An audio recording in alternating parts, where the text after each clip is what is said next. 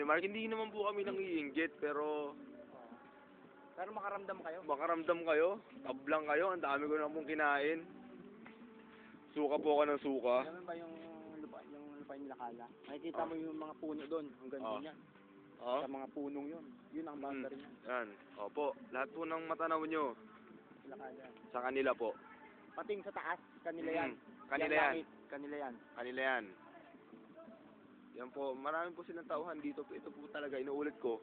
Siya po ang leader ng mga magsasaka rito. Ako.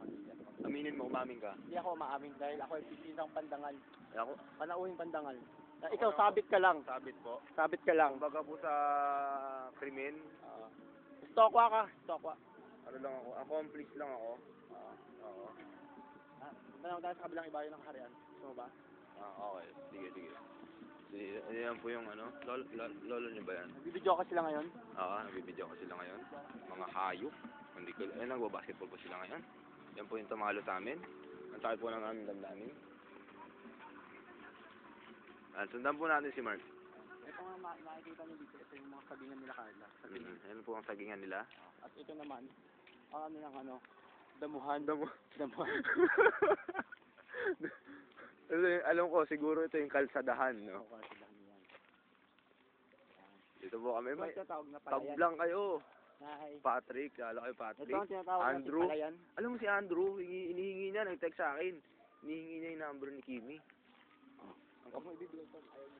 Ang name. Wala naman ako number. Wala ko number eh. Pop, sa kanila rin po yan. Napakalawak po ng kanilang palayan. Ayan po. At itong palayan ay tinatawag ding ibunan. Ayan po, ang dami pong ibon dito. Pakita mo, nakikita ba? Hindi, pakita mo yung ibon mo. Ha? Wala ka bang ibon dyan? Pagong yan eh. Nakatago yan pag ano. Pagong. Pawikan. Uy! Ano yun, Tol? Bulkan yan, di ba? Alam mo yan. Alam mo bulkan to. Sa Pampanga, ano tawag doon? Ayun! Mali. Sa Everest to, tol.